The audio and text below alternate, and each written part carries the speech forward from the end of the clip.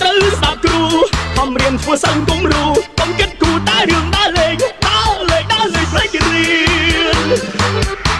រៀនទៀតថ្ងៃមិនគ្រប់ខិតខំរៀនយកទៀតណារៀនគុំកិច្ចសាលាមានស្នេហាកាំងស្រីវ័យគ្នា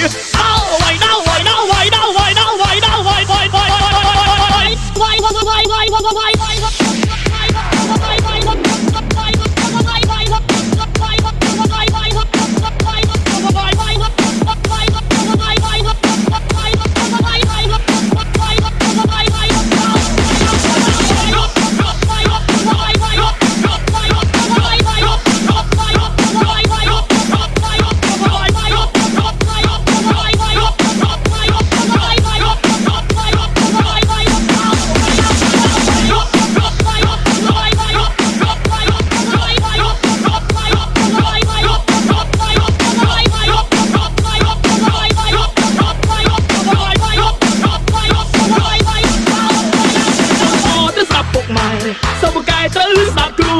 ខំរៀនធ្វើសិនកុំរូកុំគិតគូតែរឿងដើរលេងផ្លេចរៀនទៀតថ្ងៃមិនគ្រប់ខិតខំរៀនយកទៀតណារៀនគុំកិច្ចសាលាមានស្នេហាកាំងស្រីវ័យគ្នា